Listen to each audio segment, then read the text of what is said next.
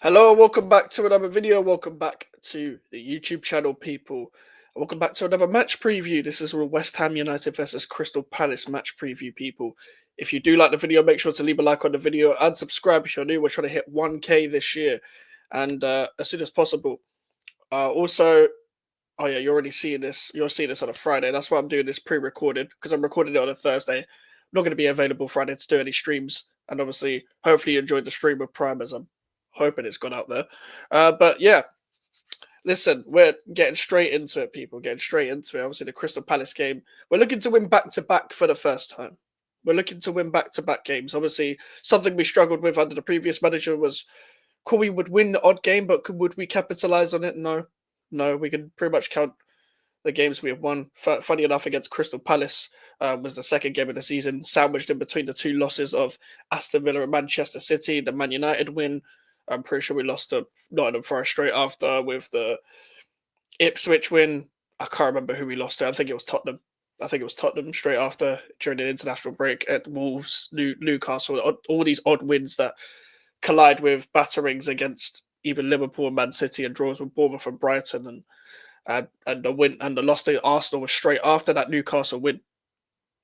So we need to win back to back for the first time. Obviously, Potter's first Premier League game, obviously he lost the FA Cup one, but we still won against Fulham. Like we did play well. Obviously, we rode our luck in certain moments. I understand what people are saying, especially with the Adama Traore chance at the end.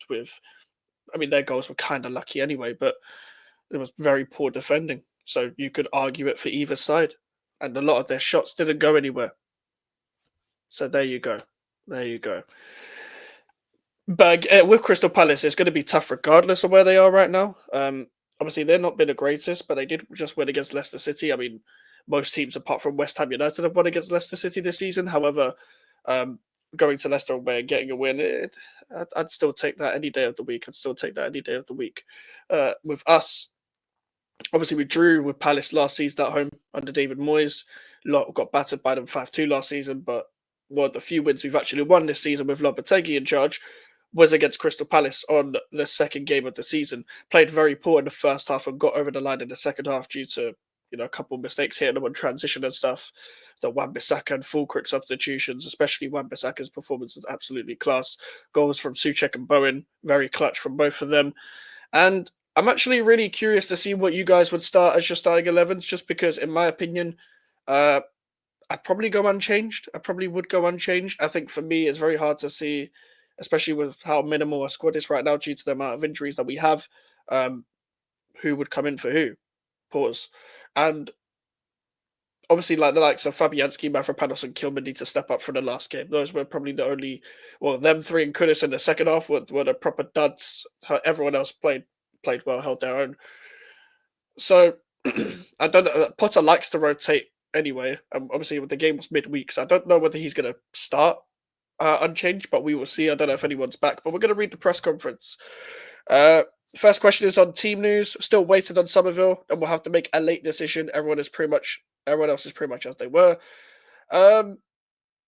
So that one, I think that's a bit of mind games. It's a bit of mind games. I'm sitting in hope when saying that, but that does mean he'll be back for Villa. So I'd assume if it's a late decision from, obviously it was like kind of 50-50 more towards the negative side, he said, for the game against Fulham. I'd assume he probably wouldn't start, but he'd probably be in a squad. Potter has asked about Mikel Antonio. I think we were planning to see him today. I've spoken to him on the phone, and it'll be nice to see him. Boss has asked about transfers. If we've got anything to report, we'll tell our supporters, but our main focus for now is on the players who are here. That doesn't sound good.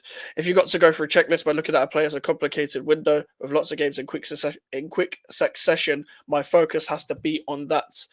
I'm happy with the squad and the approach of the players. For me, it's about getting to know them. I know more than I did this time last week, but that process continues. But every club's the same. You always want to improve. My focus is on what's happening here and on getting better. That's not to say we're not looking, but it has to be right for us.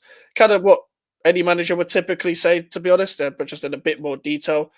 For me, my whole thing is, as much as Potter's doing really well in just 2 games with the players that he has at his disposal at his current moment in time, we desperately need a striker.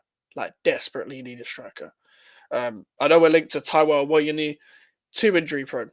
Too injury prone. I don't know anything about that guy from Nice that we're linked to. I don't even know if there's anything in that really. Obviously, Evan Ferguson's also injury prone. Yes, he's younger. I think, in my opinion, we need a younger striker as well. Um, I just don't care. I don't care at this point. Just get me a striker. If it's a loan, it has to be a loan, I guess. Um, Obviously, El Yawahi doesn't seem to be one getting over the line, but he's also a paedophile. The next question is on Thomas Suchek. Regardless of the armband, it's nice to have people who can step up and lead. Thomas and Jared and others have all shown great qualities. Thomas played really well against Fulham, so I'm delighted for him. He played really well. I'm hoping he can keep that up. Hoping he can keep that up because it wasn't just about the goal. Even without the goal, I would have said he played well. And that's the difference between me and some other people. I think people only say someone plays well when they score. No, the goal was the bonus too. That he contributed to winning the game with his goal is really good. But his general performance was also really good. Something I've been critical of him for a very long time, and he's really stepped up to the plate in these last two games, but especially in the Fulham game. Potter has asked about the academy. I think I said before that the academy has to be central to what we are doing here. That's promising. The first thing you have to think about is what you're doing internally. That's something that no manager has said before, no manager has focused on, and you've got someone who's a bit more in touch with modern day football now, compared to the previous two managers. Obviously, Moyes would give people their debuts, but wouldn't carry them on. I'm not saying all those youngsters that he gave debuts were good enough, but someone like a George Earthy had to be there. Someone like a Mubama deserved more game time. Someone like a Lewis Orford probably deserved to be included. And to be fair to Moyes, Ollie Scholes was injured for the back end period of when he was the manager. Ollie Scholes is one player that has done really well since we've been here, and we want to help him and other youngsters keep developing. Safe to say that obviously Caelan Casey's the fourth choice centre back right now anyway, but also Lewis Orford was on the bench, which I've been saying I think Potter will like Lewis Orford. The boss is asked about Crystal Palace. They're in a good place, certainly away from home, and they won last night. This is a man who studies his opponents, unlike the previous manager. They started the season slowly in terms of points, but they have a clear idea of what they are doing and lots of quality. They have good individual players and have adapted to players leaving. They've got real quality. Yeah, Chalobah's just been recalled to Chelsea, which is interesting. The next question is on Lucas Paquetá. He's the type of player who needs to feel how important he is. He's important to us, and how he acts is really important, and it's really important for the team. He's been fantastic since I've been here and really worked for the team. He's also then got his reward with the goals. Oh yeah, he scored 2 and 2. I didn't even think about it like that. I don't think you have to pin him down to one position because of his quality, which kind of proves that he's going to play everywhere. I mean, he played in the right 10/second striker role after Ings came on, and he played up front for most of the game. Obviously, he can play in the deeper role. He can play up front in one of the tens, etc. So it's going to be interesting to see where he plays in for the most part. But he's going to be his Pascal Gross, isn't he? He's going to be his Pascal Gross, where the guy just plays everywhere. Hopefully, he doesn't play him at fullback. I know a lot of people have been comparing that to Carlos Soler, for example. Maybe Carlos Soler is the Pascal Gross because Soler can probably play wing back because I think he has before, but especially in this system as well. Although I would like our wing backs to be quick, which Soler is not slow, but he's not quick. But with Lucas Paquetá, I'm just expecting. I just need him to control the game a lot more. I need him to stop being, erratic. But I don't think you're going to get that out of him, as one of the previous coaches have said before. He's uncoachable. Potter's asked about the pressing intensity. There are rarely gifts in the Premier League, and I think the goals on Tuesdays were a result of our pressure. If you look at the response of our fans, that's important to us. We need to engage them, and part of that is pressing high when we can. Fair enough. I want to see teams. I want to see us press high. Obviously, at certain points as well, we don't have to press every game, but I mean, we don't have to press that aggressive every game. But I think you get more out of the team when doing it, and I hope we do it again on Saturday. The bosses asked about Tuesday night. It was nice to be there for the game. I understand the league and how difficult each game is, so it was great. Overall, focusing on the things we did well. It's early days, but there's a lot of work to do as well. The next question is on his first week. It's only been a week, but it feels a lot longer because of the matches. Yeah, it's literally been a week, hasn't it, for today? That's mad. I've really enjoyed it, but getting to know everyone better. And now we have to focus on the next match against a good team. Potter is asked about the distraction of the transfer window. I wouldn't say it's disruptive. The players are human beings, so thinking about their families and everything, which is normal. We are not the only ones who are affected by it. It is what it is, so we just have to focus on what we can control. No excuses. I like it. I like it. The boss is asked about injuries. It's often complex. You can do things about injuries. Sometimes it's just how you train. Sometimes it's luck. It's not something that's the same everywhere, and it's not a simple answer. We have to focus on how we prepare and train and recover. Yeah, I think he said we have to focus about 5, 6 times in his press conference.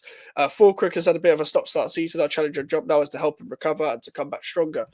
And that was pretty much his press conference. But then nothing on Tadebo, which I'm assuming he's not going to be back fit for this game. I didn't imagine so.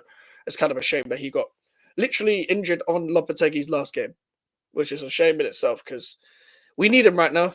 We need him right now, and especially we definitely need him for Villa and Chelsea. I'm looking at this game in a sense of get something now because Villa and Chelsea away, obviously lately against Unai Emery, we've never won against Unai Emery, and we saw that in the FA Cup as well. But also against Chelsea, it's a ground we never really get anything from. Like never. We haven't won there since 2019, so it's kind of long. I don't really want to extend that record, but I want us to try and get the win. I want us to win. I demand to win every game. But I know people are like, I'll take a draw and all that. I don't take draws. I'm sorry. I'm not that kind of person. But I understand if other people do, sort of thing. But for me, when it comes to this team, like, we've got to take this as an opportunity. I personally think it'll be a draw. Like, just because the way both teams are going to play probably cancel each other out a lot more. A lot of bodies in the middle. Both of us play a box midfield with their deeper midfielders, their 10s and their wing backs, etc. as well. So it's going to be interesting, but I personally think it's going to be a draw. Make sure to leave a like on the video. Make sure to subscribe if you are new. Subscribe. Social medias are in the description if you want to follow me. The email for the inquiries. I'll see you guys tomorrow. Oh, actually, match reaction will be on Sunday because I'm out all day Saturday. So in a bit.